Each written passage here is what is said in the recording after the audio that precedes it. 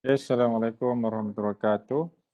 Hari ini kita masuk kuliah kita yang kelima, iaitu kepimpinan LMX, kepimpinan dan kepengikutan.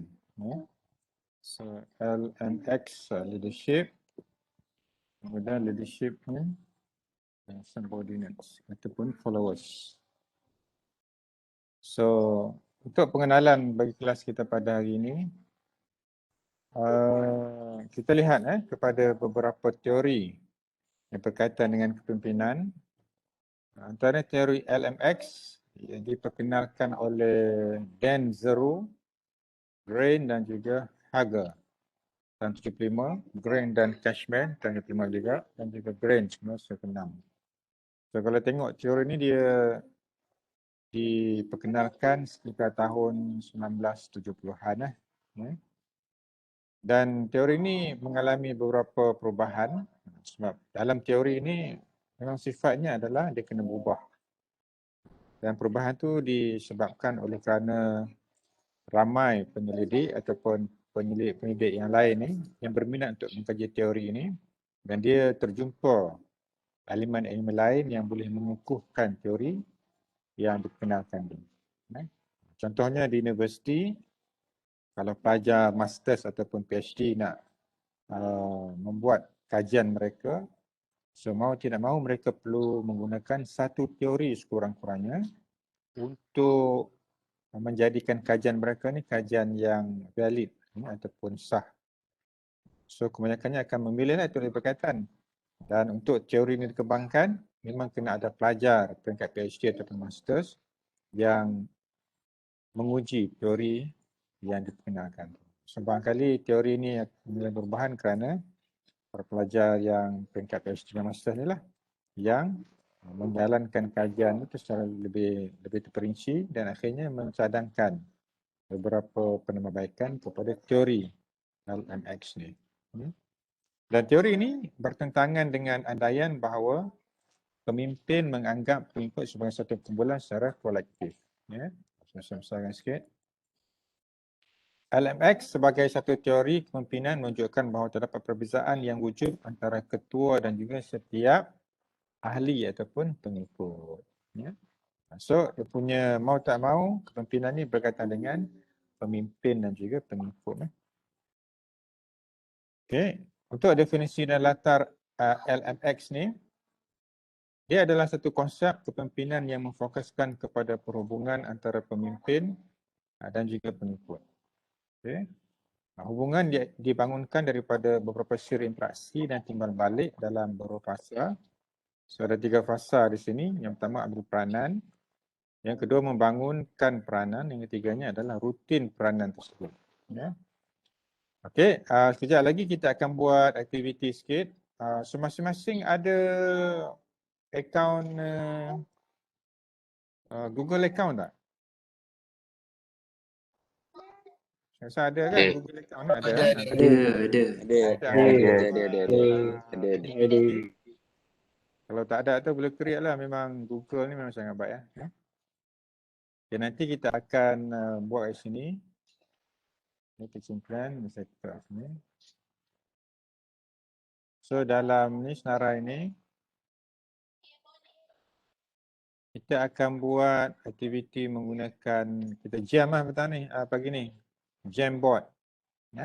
So aktiviti Jamboard ni adalah aktiviti yang menarik.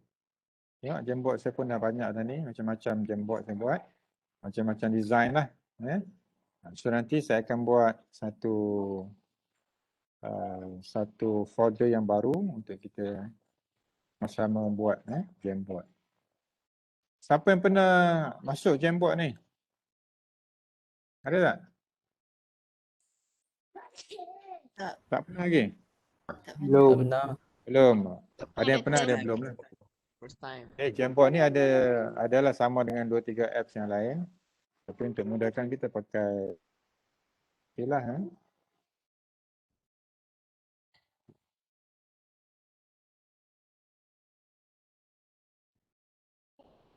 Kita satu. Berapa bulan ni? Hari ni 19.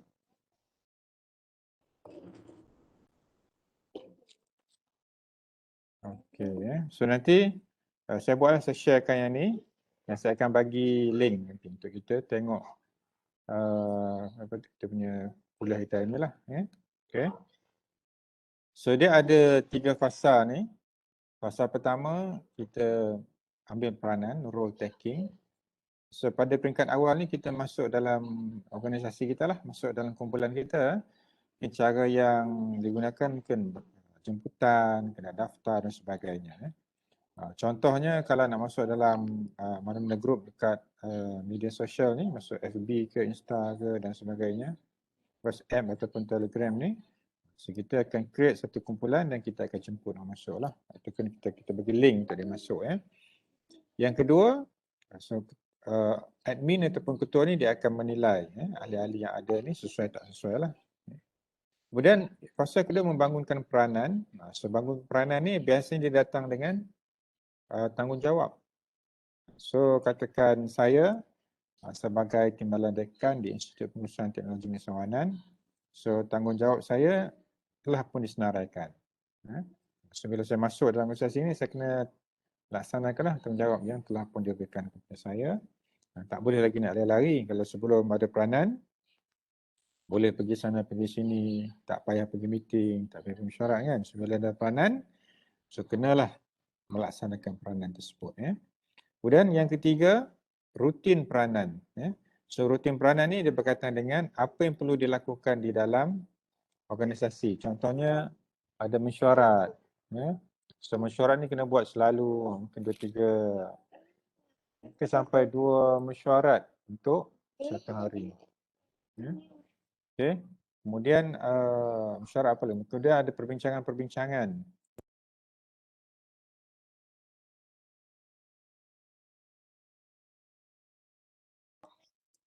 Okay.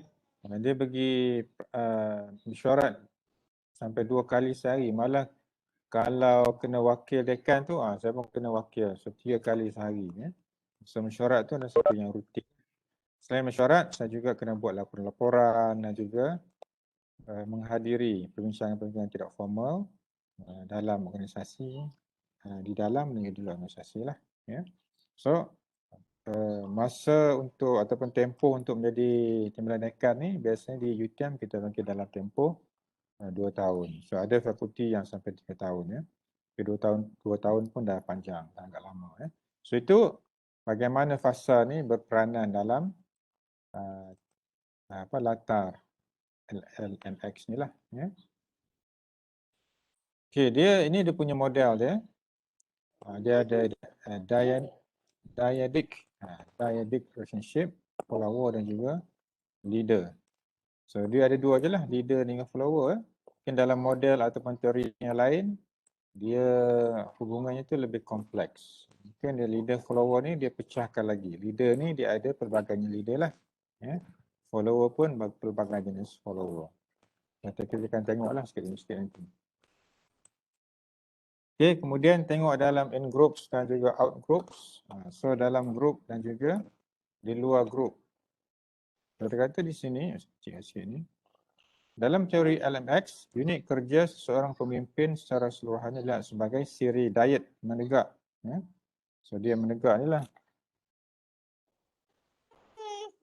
Kemudian di mana seseorang pemimpin membina hubungan yang unik dengan setiap orang bawahan mereka. So ada hubungan yang unik lah antara pemimpin dan juga pengikut.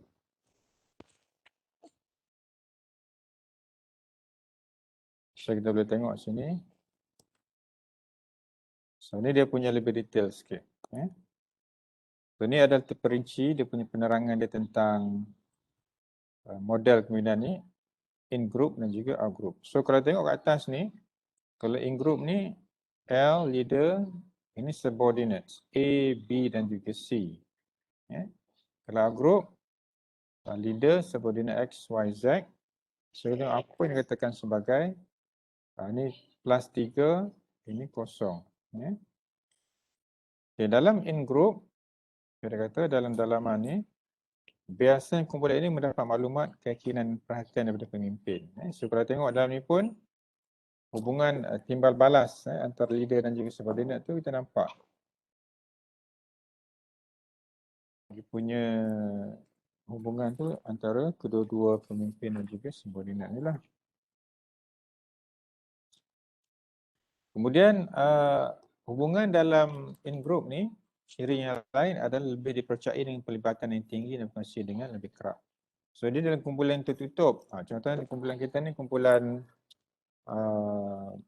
pimpinan. So dalam kumpulan pimpinan tu kita ada lagi grup kita. Kan satu grup ada 5 orang. So kita lebih terperinci lah, lebih detail lagi.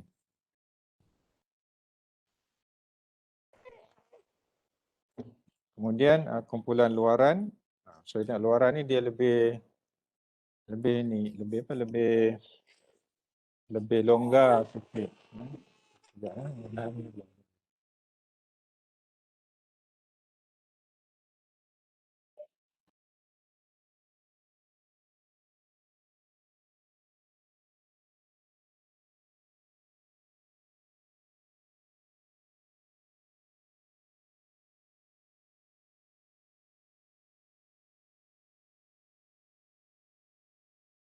Okay, so balik kumpulan luaran ni kumpulan yang kurang kalau ada bahasa psikologi dia panggil kurang jelekit. Jelekit ni maksudnya hubungan yang sangat rapat lah. So kalau kurang jelekit, so hubungan mereka ni kurang serasi. Kurang serasi ni pelbagai sebab lah. Mungkin antaranya faktor latar belakang. Mungkin ada yang pendidikan yang berbeza. Kemudian ada juga kekangan-kekangan dari segi pengangkutan, kekangan dari segi keupayaan diri dan sebagainya. Berbeza dengan kumpulan dalaman, ketua ni dah maklum ataupun dah mengetahui sebab sedikit subordinat ataupun ahli-ahli yang lain dengan lebih mendalam lah. Kan dia lebih kerap berkomunikasi. So bila kerap komunikasi, proses untuk kena mengenal tu lebih cepat berbanding dengan lambat berkomunikasi. Okay. Dan untuk outgroup ni biasanya menjalankan tugas-tugas rasmi lah. So, bila disuruh barulah dibuat atas urusan rasmi. Kalau tidak ada arahan, tidak ada urusan rasmi, biasanya dia akan duduk diam lah untuk jangka masa yang panjang. Okay. So sampai ke tahap tu, dah faham dia punya model kemudian LMX ni, dia ada dua kumpulan, satu in group, satunya out group. Yang in group ni dia lebih rapat, lebih mesra, lebih tinggi komunikasinya. Kalau out group ni, kumpulan di luar, komunikasinya agak longgar, hubungannya lebih luas. Lebih luas maksudnya dia bebas lah. So, bila ada masa yang diperlukan atas urusan rasmi, sebarulah ahli-ahlinya akan datang. Okay. So kesan positif LMX. So dia ada positif dan juga negatifnya lah. Kesan positif dan juga kesan negatif kepada LMX. So nanti untuk Jamboard ni nanti saya akan bagi satu soalan dia bincangkan. So kesan positif LMX ni letak sini. Okay. Yang pertama sekali, kadar bilangan keluar masuk ataupun turnover pekerja yang rendah. So ini berkaitan dengan lebih khusus, lebih menjurus kepada in group tadi. Sebabnya komunikasi antara subordinat ataupun ahli dengan ketua tu lebih kerap, lebih banyak. Penilaian prestasi yang lebih positif, maksudnya apabila bos tahu anak-anak buah dia, so dia boleh memberi penilaian yang lebih jelas, lebih baiklah. Kemudian yang ketiga, kadar promosi atau kenaikan pangkat yang lebih tinggi. Apabila ketua jabatan, bos ataupun pegawai atasan tahu bagaimana bentuk pekerjaan anak buah dia, so lebih mudahlah untuk dia menilai dan menaikkan pangkat. So kalau kita bekerja dalam sektor awam, untuk naik dari jawatan JUSA, siapa yang tahu JUSA tu apa maksudnya? JUSA, JUSA, JUSA. Dia akronim untuk apa tu? dalam sektor awam? Ada yang tahu? Ataupun ada sedang mara yang ni? Kita tengok participant siapa? Jusa. Okey, cuba Hazim. Hazim Azhar. Tahu tak apa maksud Jusa? Jusa. Di sektor awam. GUSA. Jusa. Tak tahu, Prof. Okey. Iman Qaisarah. Iman. Saya pilih-pilih je ni. Tahu tak apa maksud Jusa? Iman, ada Iman? Tahu?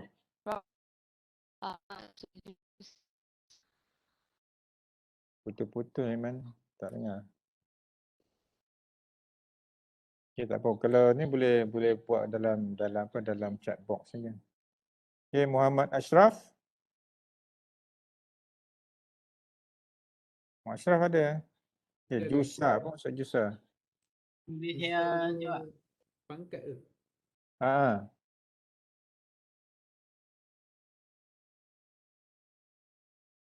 Ada idea?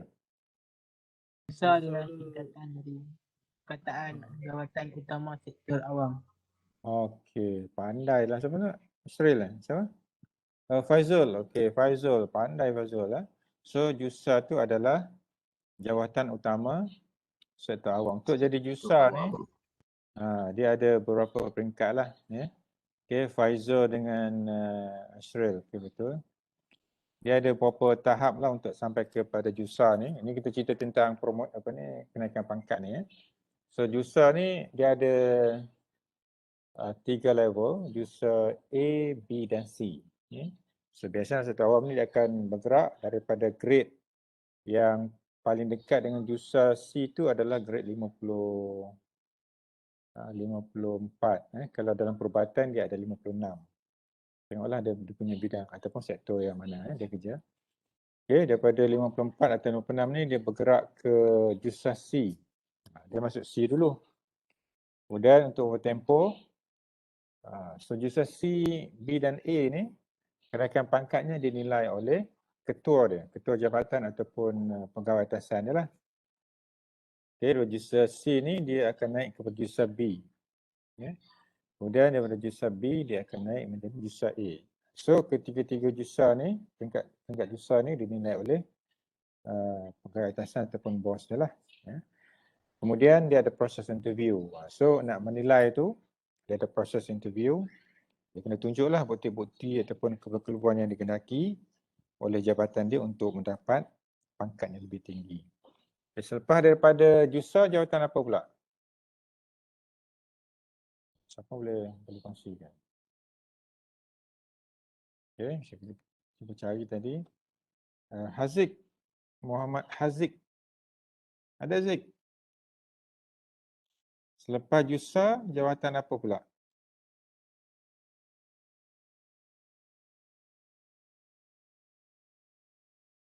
Haziq ada? Tak ada ni. Muhammad Rushdan. Ya saya. Okay, lepas Jusa, apa jawatan tu pula? Turus. Okey, turus tu ada berapa turus? Ada satu. Satu. Turus satu lah dia panggil. Okey.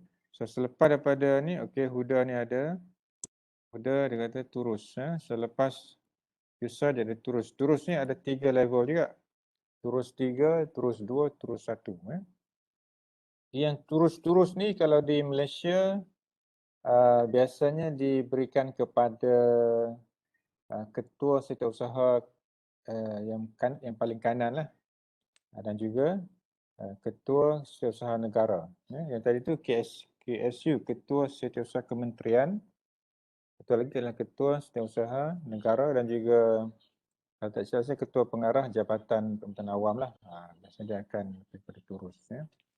Dan sekarang ni pun selain daripada di sektor awam tu di kementerian-kementerian dan juga jabatan kerajaan, di universiti pun dah ada dah tenaga pengajar dan juga profesor lah biasanya yang mendapat turus ni. Kalau tak silap saya, Profesor Ulung dia ni dalam kategori turus lah.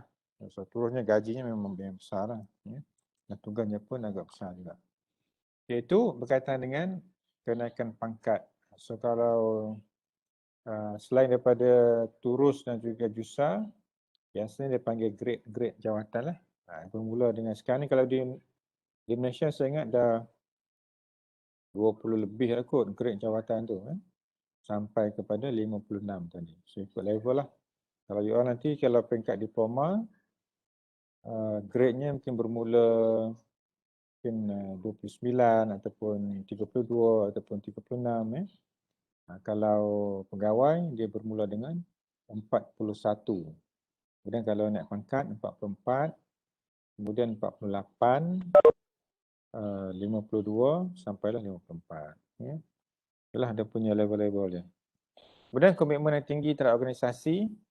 So dia ada penilaian, ada bertanggungjawab, ada kerja. So dia kena tunjukkan komitmen lah. Lebih motivasi, sikap yang positif, lebih perhatian dan juga lipatan lebih tinggi dan juga pengujian yang lebih cepat. So maksudnya kesan positif kepimpinan LMX ni agak banyak juga. Cuma sini kita tak ada kesan negatif. So untuk kesan negatif ni boleh tak kita pergi pada Jamboard kita ni, aktiviti. Okay, so saya dah buka ni Jamboard.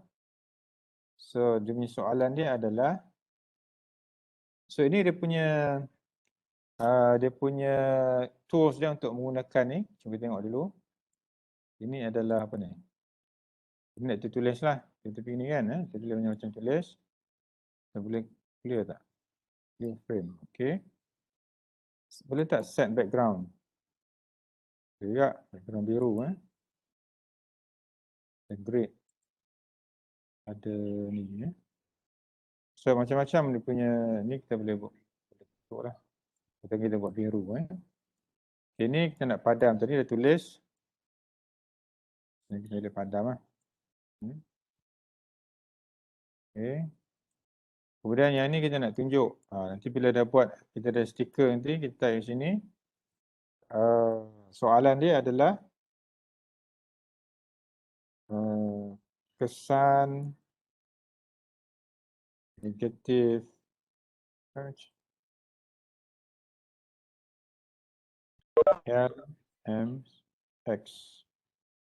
Kesan negatif kepimpinan. Okay. LMX. So ini kita boleh tukar-tukar ni. Kita nak apa warna kita nak boleh lah. So saya ambil warna ni. So ini soalan saya. Kesan negatif LMX. Saya buat sini. Sini kita boleh kecil dan juga boleh besar-besarkan lah. Okay, sebab kat tengah ni. Kesan negatif LMX. Ini kat sini apa ni? Rename, download, remove. Maknanya lah. Okay, ini besarkan. Okay, yang ini. Okay, ini nak masukkan image. Nak masukkan image ni. Kita boleh ambil lah dari mana-mana. Upload by URL camera. Google Image, Google Drive ataupun Google Photos. So, terpulang lah pada kita nak ambil gambar tu dari mana. Ataupun drag file dia. Ambil lah dari mana-mana. Okay, yang ini kita nak buat circle. Circle ni kan kita nak buat nak beri tambahan ataupun penekanan kepada isi yang kita nak buat tadi tu. So kita buat circle lah. Ulanglah kat sini Lepas buat sini order backwards. Itulah. Okay. Ini color apa? Transparent. Biru. Sini boleh tulis lah. Order tepi kat sini Okay, so boleh delete. Kemudian text box. Kita boleh tambah sini lah. Tulis kumpulan satu contohnya kan. So boleh buat sini. So dia punya ni lah. So ni boleh delete. Yang ini ada laser kita nak tunjuk lah. Kalau buat masa presentation tu kita boleh tunjuk. So, kalau background putih tu nampak sikit lah. Okay. Ya, boleh. So, saya buka sini untuk bincangkan kesan-kesan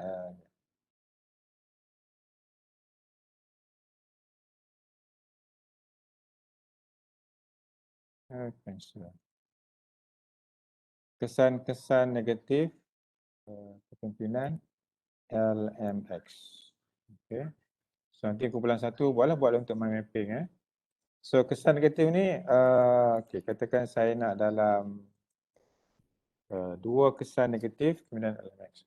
So, you boleh carilah kesan negatif apa ni, LMX leadership ni dalam Google. Kena buat di sini. Masing-masing lah buat secara individu. Okay, so saya buat sini. Restricted. So, siapa yang ada link, saya boleh buat editor lah. Okay, done. So, link dia ni, saya kongsikan di chat box kita.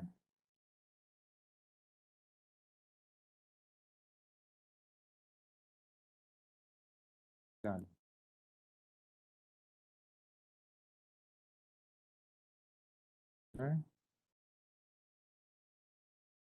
Chat box, okay. Saya boleh masukkan.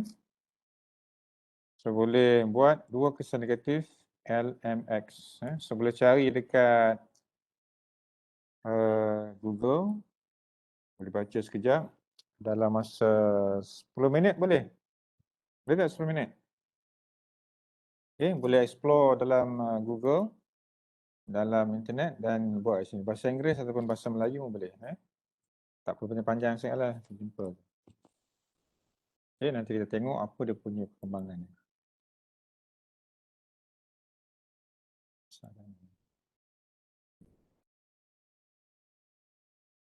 Okay.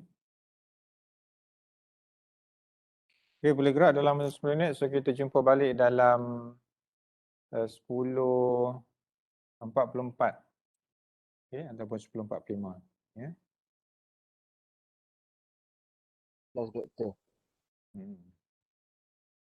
Okay, boleh buat. Ini ke masa kita stop sekejap lah. Ya. 10.44 kita tunggu balik. So, make sure setiap orang ada dia punya jawapan dia.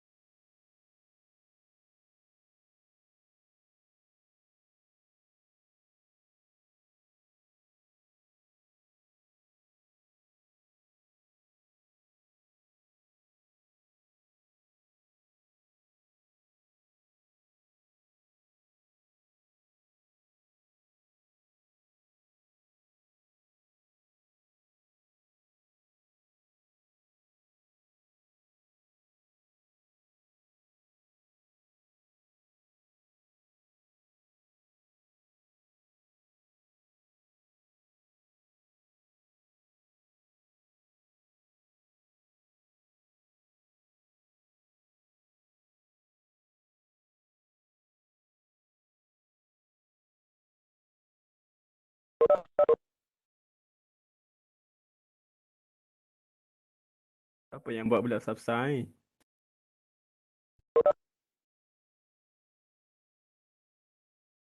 Tak nampak soalan dia. Apa yang buat Safsa ni? Suaya. Eh, Walah.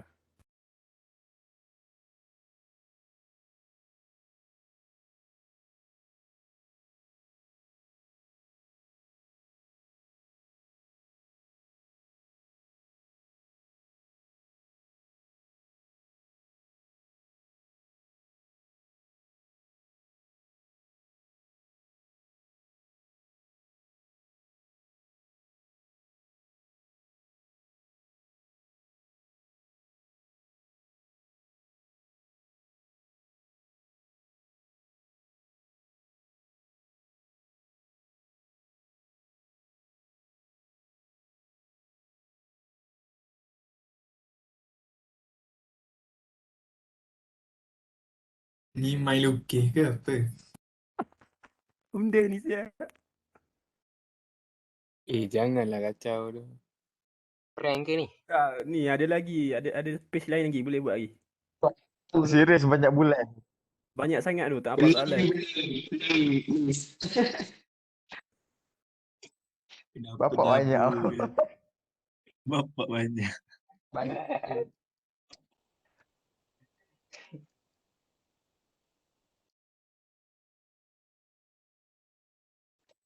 Pasal orang alih Soalan beralih siap.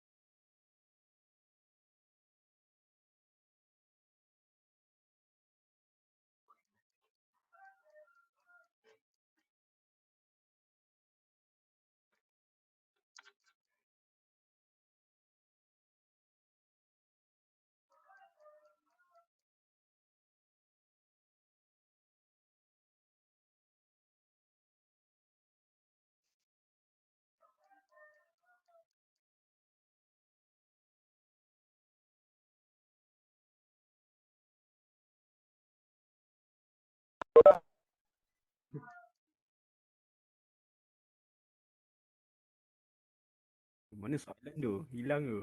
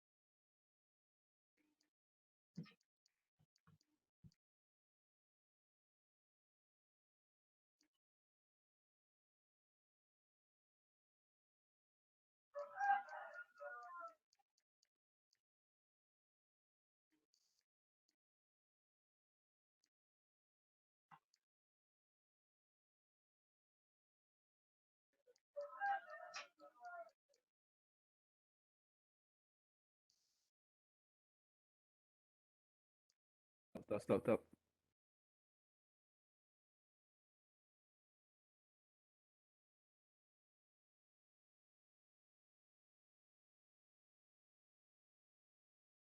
Jangan main-main guys.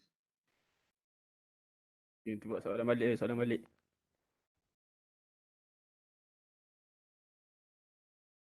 Dah serius.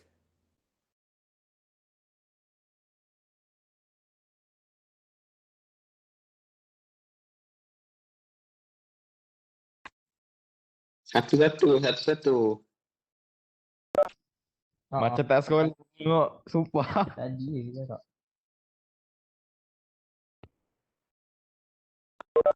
Allah.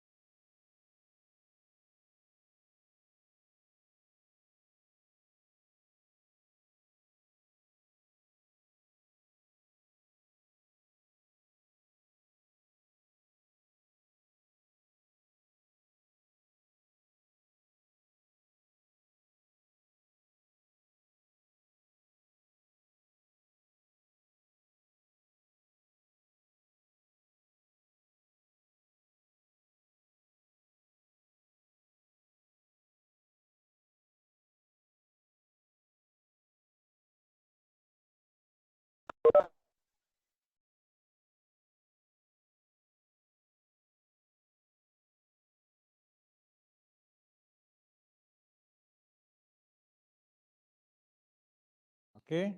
Macam mana cinta conteng itu? Melakar lagi, boleh tulis jawapan. Sudah ada dah jawapan satu tu. Besarkan sikit. Besarkan sikit. Baik, ni hilang dah. Semangat bekerja kurang dalam organisasi. Oh, semangat bekerja. Okey, padam-padam dulu.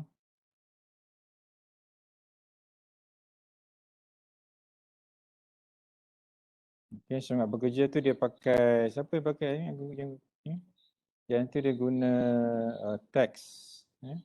So, kalau nak pakai stiker macam ni, pergi pada stiker, sticky note nama dia. So, bolehlah tukar-tukar warna. So, 2 kesan negatif kepimpinan LMX.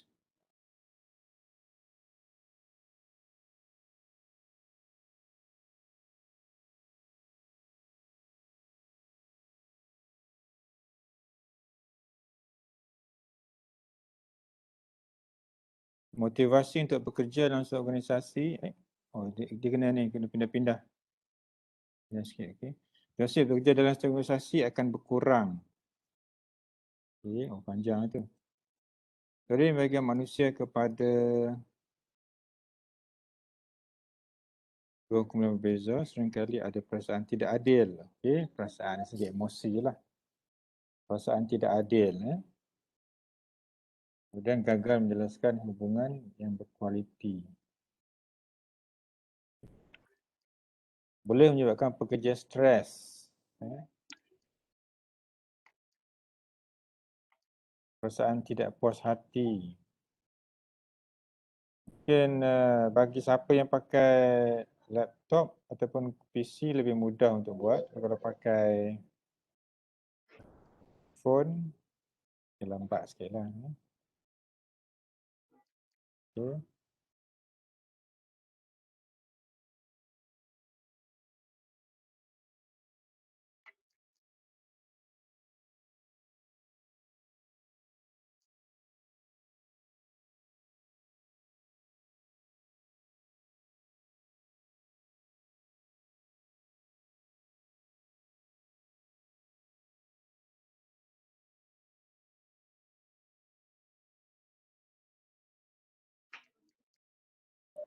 Okay, semakin banyak dah tu.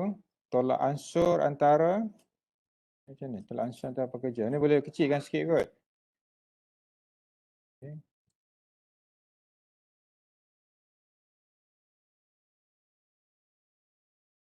Okey, macam ni kurang pemikiran. Boleh pusing-pusing, boleh macam tu, boleh depend lah. Asalkan tak menyesatkan ruang cukup lah. Okey, banyak masalah akan timbul antara pekerja. Okey, contoh masalah tu masalah apa? Isu apa yang biasanya timbul?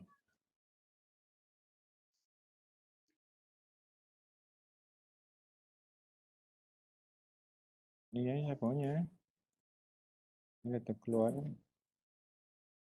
Delete ni.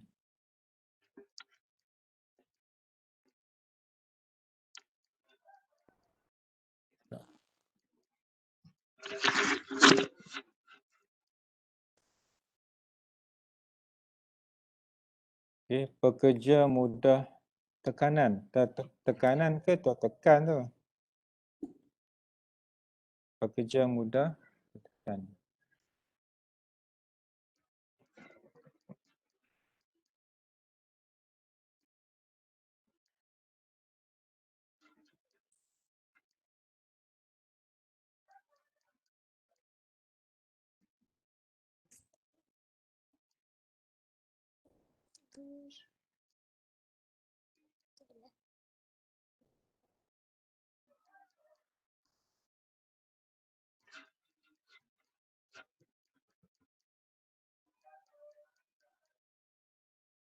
Oh, besar ni.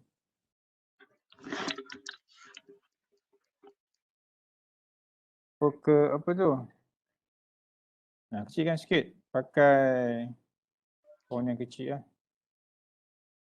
Pekerja. Okey, pusing sikit. Pemimpin kurang berkuasa, kurang rasa hormat.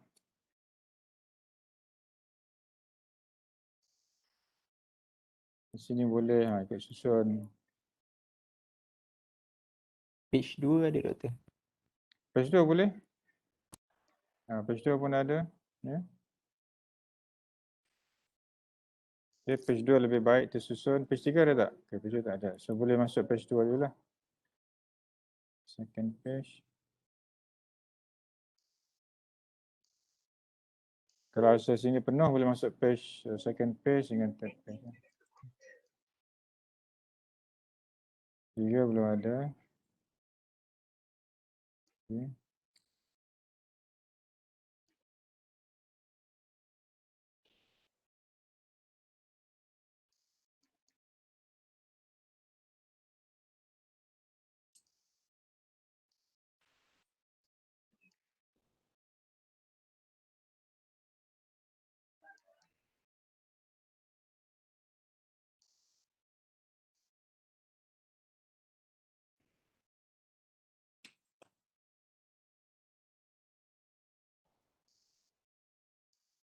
Kurang rasa hormat terhadap pemimpin. Okay. Ini boleh color tak? Tak boleh. Okay, saya bagi masa lagi 3 minit. Sebab nak susun semula you punya teks ni. Nampak cantik.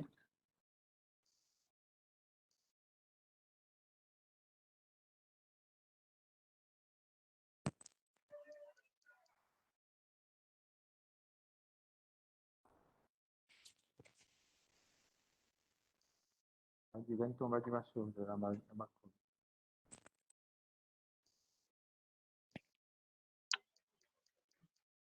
Okey. Ini kecil sangat ni. Kalau kita besarkan nanti lah.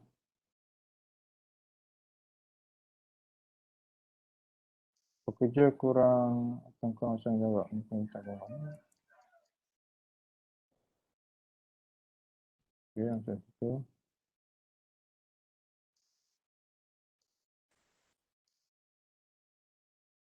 Okay, yang kedua.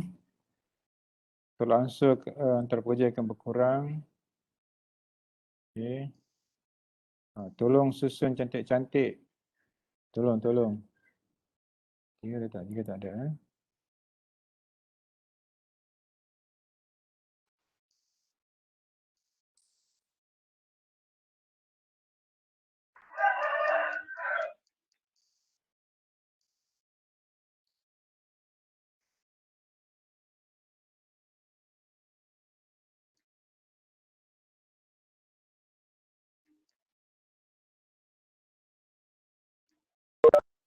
Okay, komitmen ni tak boleh nak susun lagi ni.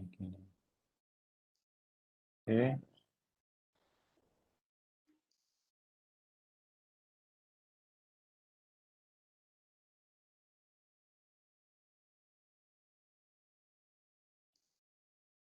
Okay.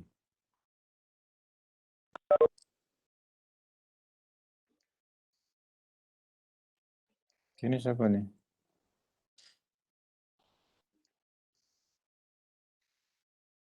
Okay, cantik lah tu. Kurang rasa hormat. Dia pakai, tak mau nampak asyik lah. Cuba edit pakai nama lah. Boleh pakai words colour lain tak? Okay, sebab nak edit ni, kurang rasa hormat terhadap pemimpin. Warna kuning ni nampak tak berapa jelas. Kalau teks warna kuning kan. Okay, outgroup. Yang ni outgroup ni boleh masuk dalam second page tak? Boleh tak?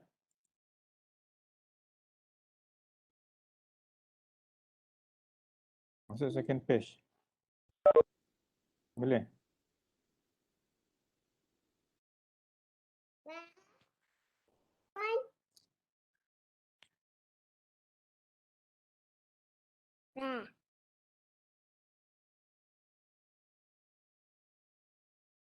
Timbul masalah dengki. Okay.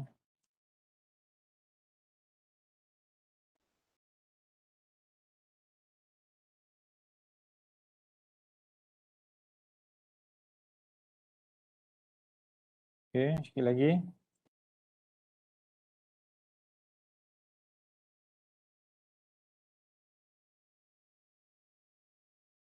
Okay, ada saya bagi lagi seminit.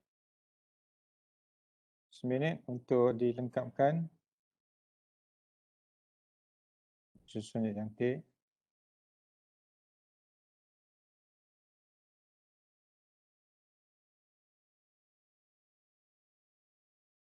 Kita kecilkan, kita nampak tak ada punya. Oh, nampak.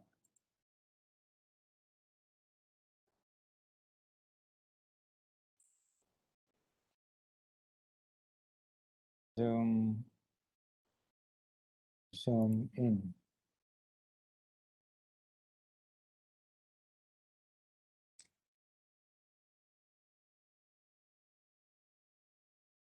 Okay.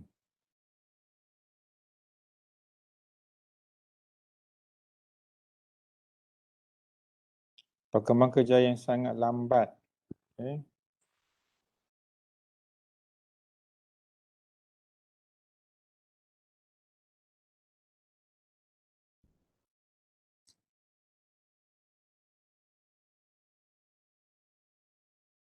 Kalau 50 tu paling baik lah. Okay, ada lagi tak nak masuk ni? Ni yang, oh dah hilang dah ni.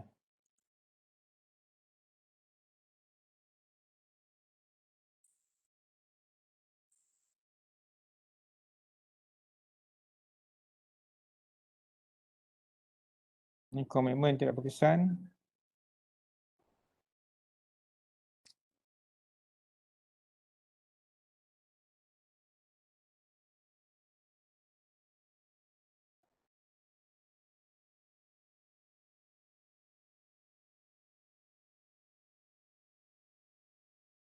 Mana masuk dalam kotak tu.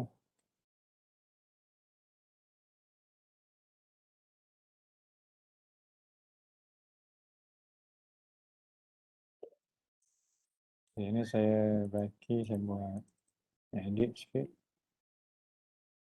Pesan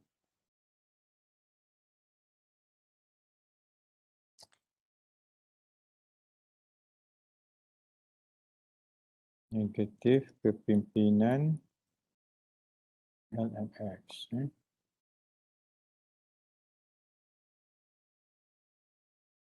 Save.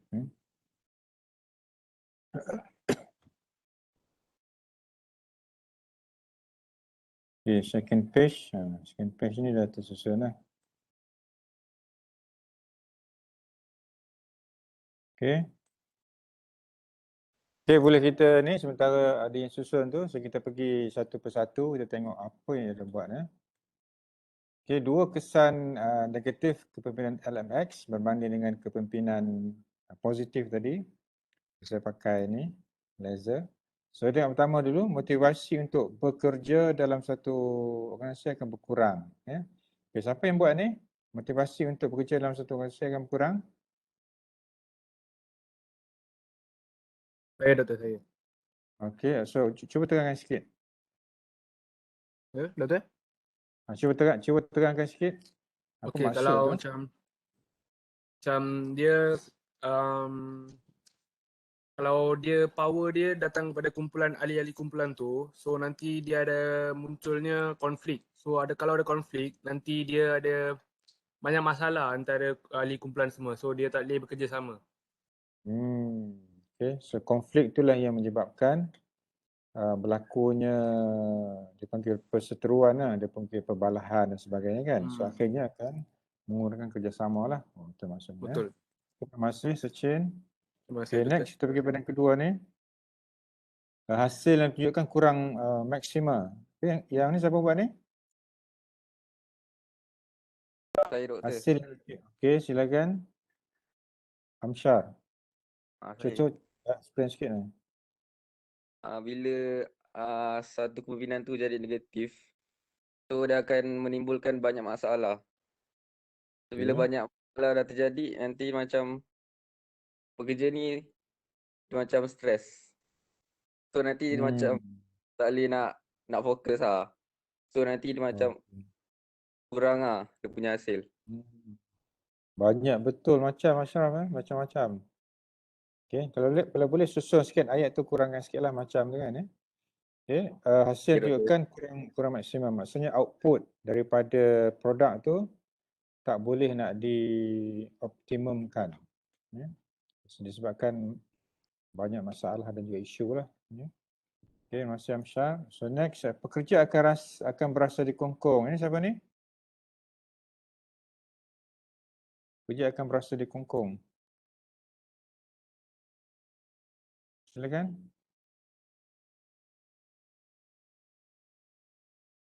Siapa dia tadi? Pekerja akan berasa dikongkong.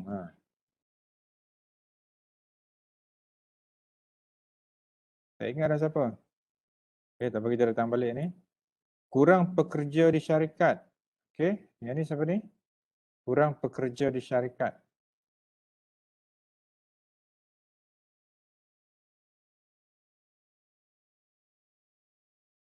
Siapa dia?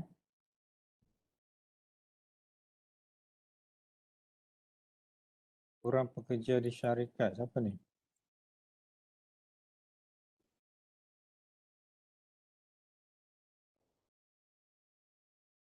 Ada tak? Kurang pekerja di syarikat. Ya. Ya. Apa tu? Okay. Cuba explain Betul. sikit. Okay, Zul, Okay. explain sikit Zul. Dia ada masalah antara bos dengan pekerja. Kadang-kadang bos akan memotong gaji kepada pekerja atas sebab-sebab tertentu. Itu menyebabkan pekerja akan rasa hilang hak sebagai pekerja dan tarik diri untuk keluar daripada syarikat tersebut. Oh, ini ada isu potong gaji lah ni. Yang potong gaji tu dia mungkin bermula daripada cuti tak dimohon kan. Kemudian ada salah laku dan sebagainya lah. So banyak sebab. So biasanya dalam syarikat-syarikat swasta lah.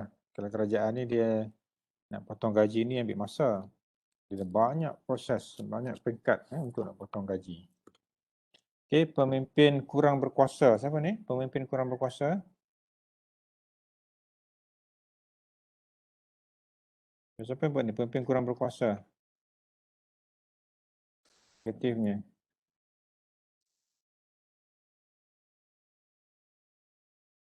Siapa ni? Siapa buat ni? Pemimpin kurang berkuasa.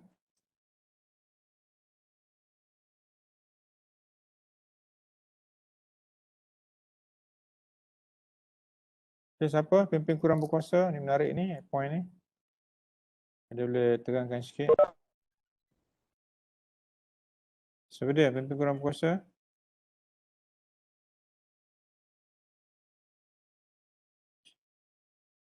Tak ingat dah. Okay, kita pergi balik. Kita pergi. Saya pilih yang lain. Pekerja menjadi kurang inovatif. Okay, siapa tu? Pekerja menjadi kurang inovatif. Saya doktor. Okey, silakan Haziq. Cakap sikit Haziq. Dia bila Bila dia punya bos dia bukan dia bila suatu pemimpin tu dia tak terima pendapat-pendapat daripada orang bawahan, and itu menyebabkan pekerja menjadi malas nak keluarkan idea yang baru. Okey, ni memang real kan. Kalau kita, terutama kalau orang muda lah macam you all ni kan, baru nak bekerja atau semangat nak bekerja ni, bagi idea-idea yang canggih sikit, manalah orang bos-bos ni nak terima kan. Sebila tak terima ni, dia semangat nak bekerja kurang sikit lah. Sebab tu kalau tengok dalam you all apply kerja nanti, kena tengok bos ni peringkat umurnya berapa. Kalau umur 50 tahun ke atas ni, susah sikit lah. Dia baru ni dia agak kurang sikit. Sebabnya, dia dah selesa dengan apa yang ada. So, kalau nak bekerja ni, baik bekerja dalam kelompok bos yang mungkin dalam awal 40-an ataupun hujung 30-an tu okey. Kalau sama-sama level lah nanti bergaduh juga kan, dari segi idea. Tapi kalau 30-an, hujung 30-an, masuk 40-an sikit tu dia dah agak stabil lah pemikiran itu dan dia boleh terima idea baru. Okay, yang ni agak baik juga, dengki dengan kerja orang lain. Okay, siapa punya idea ni? Dengki dengan orang lain. Okay, silakan. Dengki dengan orang lain ni.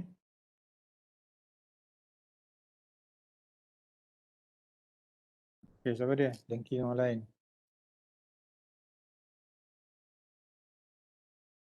Ada tak ada ni dengki orang lain dengan kerja orang lain? Okay, saya open, siapa yang nak kongsikan idea dia? Silakan. Ni ada Saya, Prof. markah ni. Okay, silakan. Okay. Yang mana Saya tu? semangat bekerja kurang dalam organisasi. Oh, yang tadi tu. Okay, explain sikit macam mana, Mizan? Semangat bekerja kurang dalam organisasi ni bila pemimpin tersebut dia tak mau nak dengar pendapat daripada pengikut-pengikut dia. Dia macam gila kuasa dan dia tak mendengar daripada pendapat pengikut dia. Jadi pengikut-pengikut dia jadi kurang semangat dalam nak bekerjasama dalam organisasi tersebut. So, maksudnya mungkin dari segi aspek komunikasi pun kurang, dari segi yang aktiviti tak formal ni, kita pergi makan-makan sekali kan, kalau pagi tu pergi minum-minum sekali, sarapan pagi sekali, tu kurang. Sebenarnya kurang tu, hubungan antara ahli dalam kumpulan tu kurang lah, akrab kan. Okay, so next ada lagi nak berkongsi? Masih Zik tadi berkongsi idea dia. Banyak ni idea yang kita boleh bincangkan.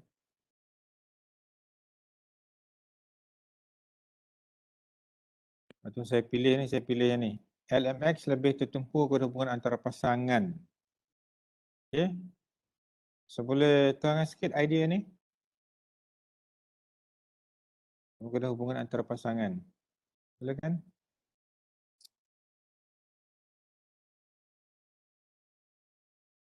Siapa yang buat tu? LMX lebih tertumpu kepada hubungan antara pasangan.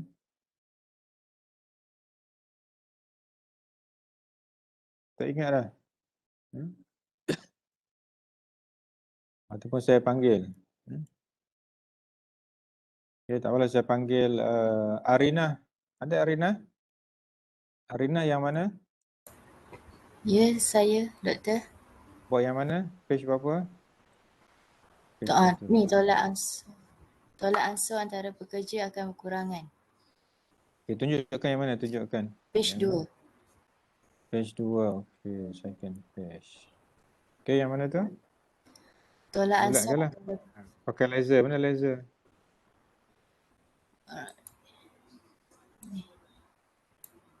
Okay, yang biru ni. Okay, tolak ansur antara pekerja akan berkurangan. So, macam mana tu?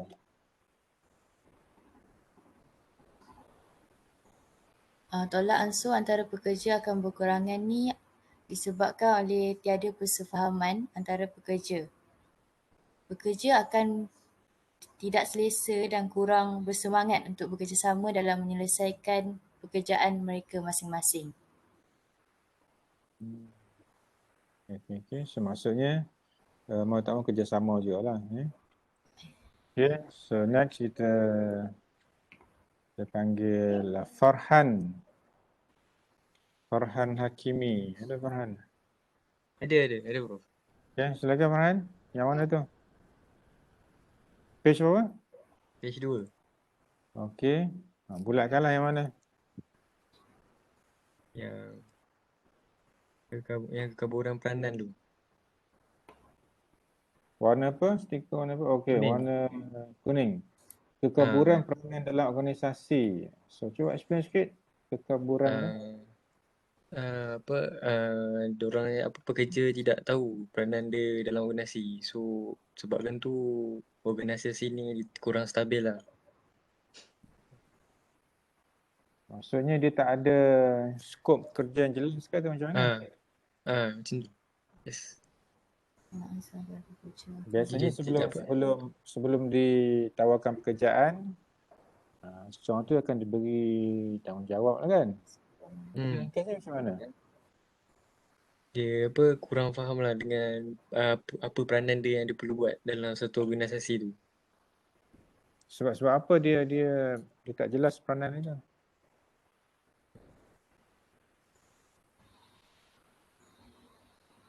Agak-agaknya sebab apa tu?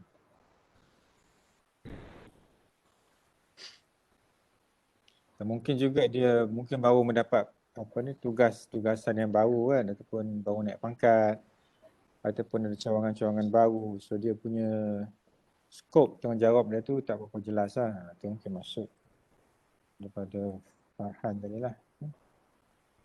Okay, so next kita call semua lagi. Kita panggil Ranita. Okay, Ranita ada? Ya, ada. Okay, Ranita kat page yang mana ni? Page 1. Okay. Bulatkan sikit yang mana satu?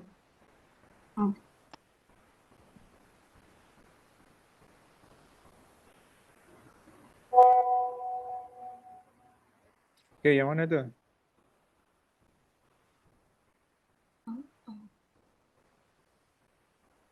Yang ni doktor. Pekerja muda tekanan.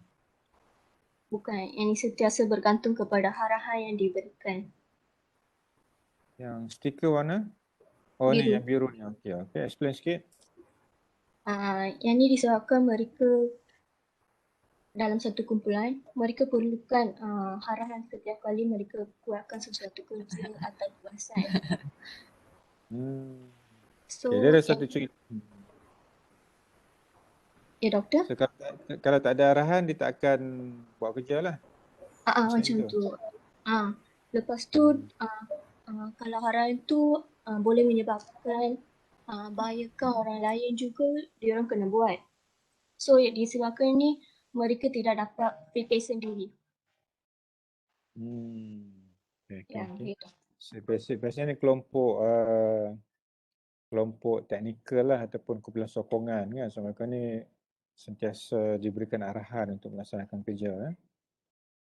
Okay, untuk tu saya nak kongsi satu cerita. Cerita ni cerita dalam buku lah saya baca. Dia ada 2 orang kawan yang bekerja dalam satu syarikat yang sama lah. Masing-masing pekerjaan pun pekerjaan sama juga.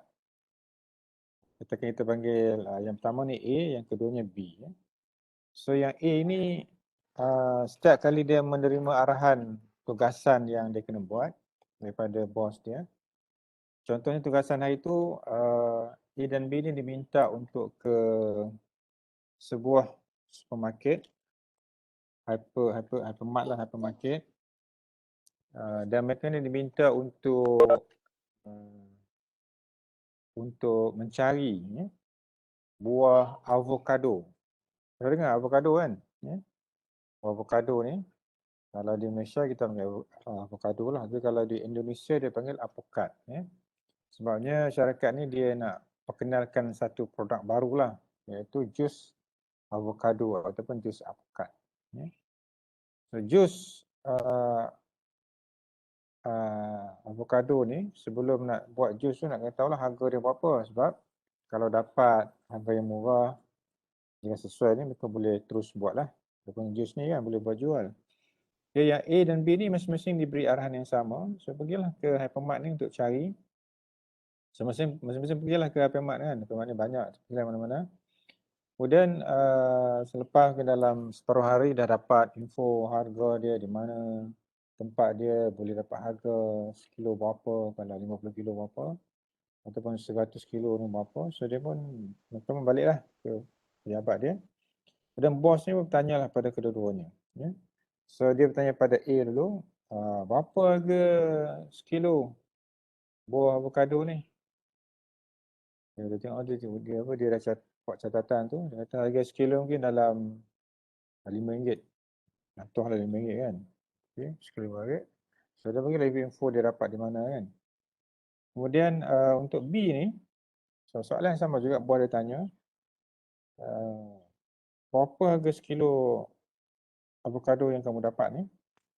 So dia kata, okey, saya dapat harga dalam RM5.50, mahal sikit lah. Tapi dia kata dia tambahkan info dia. Tapi ini adalah avocado yang agak berkualiti, yang datang dari New Zealand. Dan tapi kita boleh dapatkan harga yang lebih murah dalam RM4.50 kalau kita mengambil ataupun membeli buah avocado ni untuk kuantiti yang banyak, dalam 50 kilo kita akan dapat RM4.50. Okey, so berdasarkan kepada kedua jawapan ni, agak-agaknya bos tadi ni dia akan berpuas hati dengan jawapan A ke jawapan B? Jawapan B tu. Mestilah jawapan B kan, daripada pekerja dia B, sebab info yang dia dapat tu lebih banyak daripada info yang diberikan oleh A. Ya. So untuk bagi poin sentiasa bergantung pada arahan yang diberikan ni, arahan tu boleh juga menjadi arahan yang baik kalau kita menyediakan informasi yang lebih banyak. So kita nak tukar daripada sentiasa ataupun kerap nak bagi arahan tu kepada kita membanyakkan info berdasarkan kepada arahan yang diberi ni lah. Sebab bos tu akan cakna ataupun ambil berat tentang kita lah pada masa depan kan. Kalau ada naik pangkat, biasanya orang macam ni dia akan dipilih dulu. Okay. So kena tengok dari perspektif yang berbeza sikit. Sentiasa bergantung arahan ni, kita kena bagi info lebih sikit lah berbanding dengan rakan-rakan yang lain. Okay. So banyak lagi yang kita boleh bincangkan ni, pelbagai jawapan ada di sini, macam-macam jawapan. So jawapan ni semua baik-baik belaka. Nanti saya akan kongsikan lah dalam grup kita nanti. Okay. So nanti saya kongsikanlah dalam grup kita nanti ya. Okay, saya dah update dah tak boleh bagi lagi. Tapi saya akan kongsikan dalam grup kita ya. Okay, baik. Okay. Ya, macam mana?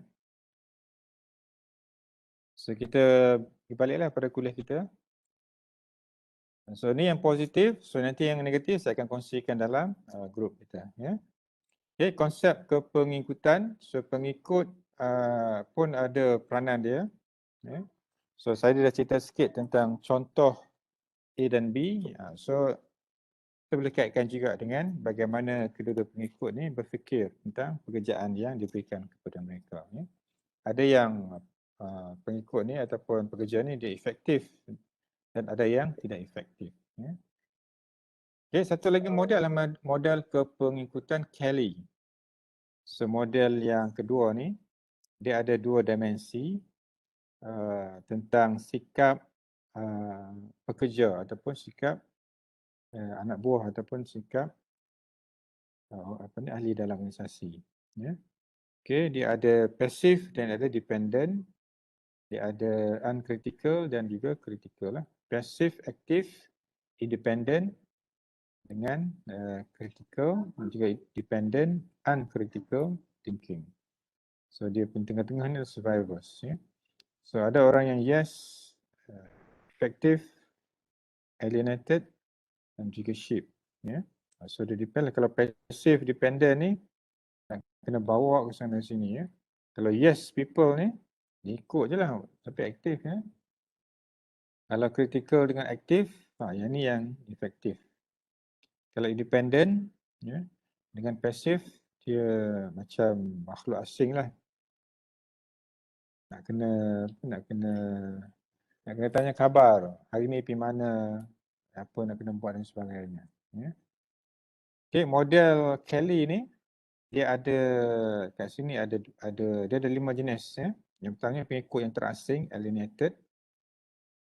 Pasif tapi berdikari. Macam ni lah. Ya, kat sini ciri-ciri dia ni.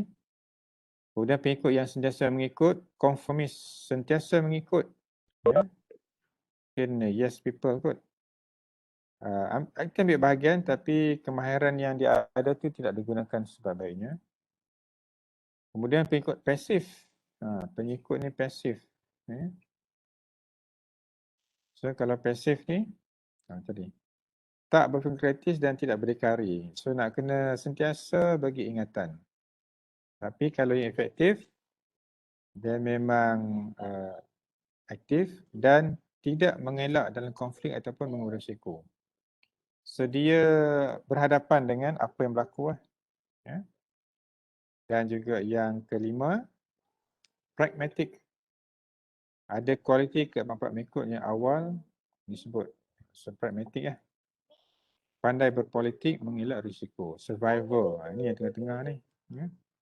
So ada 1, 2, 3, 4 dan survivors. So survivors ni yang kadang-kadang dianggap sebagai, dan istilah biasa kita dia panggil lalang lah. So lalang . So tengok mana yang agak tak selamat, dia akan melarikan diri ataupun mengelakkan diri lah. Kalau selamat barulah dia akan teruskan apa yang dia buat . Okay, ada 6 kriteria pengikut yang berkesan, yang cekap ni. Sanggup berikan pandangan. So ini tak ramai orang yang boleh buat ni, nak berikan pandangan. Sebab sekali dia kena marah, dia fikir 2-3 kali kalau nak berikan pandangan pada masa depan kan. Berani dengan tanggungjawab. So bila ada tanggungjawab tu dia kena buat lah. Berani untuk berkhidmat, untuk bekerja. Berani untuk mencabar dan menerima cabaran. So setengah orang, biasanya orang muda lah. Yang mental tak kuat lagi ni. So kalau dia menghadapi cabaran katakan cabaran dikritik, cabaran dicabar, ataupun cabaran untuk melakukan sekerja yang rumit, so dia mudah mengalah. Ataupun dalam istilah orang muda dia panggil koyak lah. Mental tu dah koyak. Maksudnya mental tu dah terbarai-barai dah lah. Tak mampu untuk menghadapi cabaran ataupun tekanan yang diterima.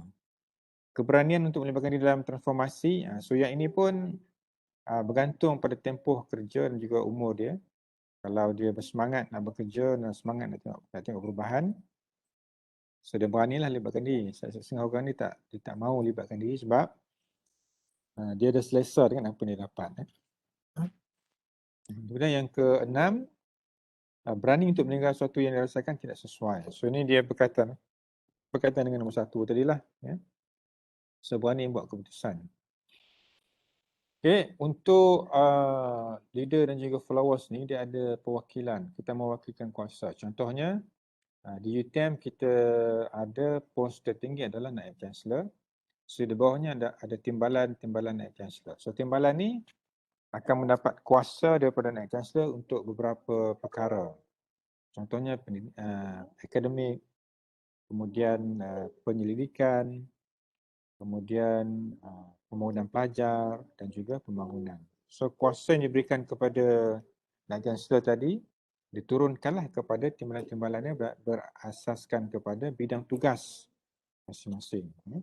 Dan Naib Chancellor dia akan membuat pemantauan dan membuat keputusan lah tentang apa yang menjadi isu ataupun masalah yang besar dalam keempat-empat bidang tadi. Dan juga ketua ni dia ada satu lagi elemen iaitu empowerment, pemerkasaan. So dia kena fikirkan macam mana nak membangunkan orang-orang di bawahnya supaya bertenaga, bersemangat nak bekerja, ada keupayaan buat inovasi dan sebagainya. So dia kena fikir, sebagai bos dia kena fikir. So dia kena tengok case study, dia kena baca, dia kena pergi conference, dia pergi seminar untuk mencari idea bagaimana dia boleh memperkasakan organisasi dia. Rasional dia kenapa nak bagi perkasa dan juga kuasa kepada subordinate followers yang lain. Supaya orang tak bergantung pada dia sajalah untuk buat keputusan. Kalau semua nak rujuk kepada Naib Chancellor, susah nanti. Yang kedua, meningkatkan keupayaan dan keyakinan semua anggota organisasi. Yang ketiga, nak bina perasaan tanggungjawab. So, saya sebagai pensyarah, bila tengok Naib Chancellor aktif, agresif, dinamik, so saya pun akan tertariklah dengan sifat-sifat dia tadi untuk bekerja dengan semangat. Dan meningkatkan prestasi organisasi dengan cara pelibatan. So inilah dia punya bagaimana kita boleh membina pimpinan mengikut model Kelly. So dia punya rumusan untuk hubungan pimpinan pengikut ni dalam model Kelly ni, pemimpin mencipta suasana persekitaran. So environment ni sangat penting. So, kalau kita kalau you all sebagai abang, sebagai kakak ni, so, kena wujudkan satu suasana sekitar yang menarik lah untuk adik-adik ikut cakap ataupun belajar. So, masa sekarang ni PDP, PDPR ni macam-macam hal rumah. Kemudian pemimpin digalakkan untuk mengembangkan dan membangunkan ahli-ahli dia melalui tanggungjawab yang diberi. Kemudian pemimpin ni kena minatlah dengan adik-adik besar. So, jangan takut dengan adik-adik baru yang boleh mengubah organisasi nanti. Kemudian kena sentiasa bagi semangatlah pada pekerja. Kalau you all nanti bila masuk ke kampus nak bagi semangat pada kawan-kawan yang lemah semangat ni, satu cabaran tu. Kemudian yang terakhir, pemimpin berikan makna baru terhadap batas kritikan. So ini kalau ada peranan-peranan baru, tugas-tugas baru, so dia kena bagi definisi yang barulah tentang tanggungjawab tadi. So itu sahaja kuliah kita, kuliah yang agak panjang lah, saya pun ambil masa agak panjang untuk you buat sikit supaya faham dan juga boleh apply dalam kehidupan. So berdasarkan pada Jamboard tadi, so Jamboard kita ni nanti saya akan kongsikan dalam kumpulan. Sekejap. Okay. Supaya you dapat gambaran lah.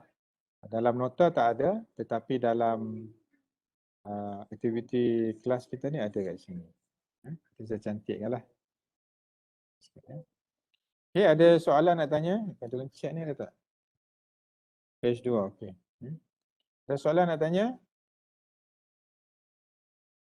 Boleh faham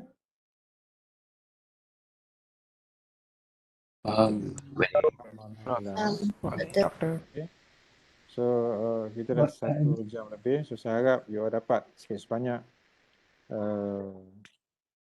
idea tentang kepimpinan. 2 model utama iaitu model LMX dan model. Jadi dia ada banyak model tapi kita pilih model-model inilah yang kita boleh praktikkan.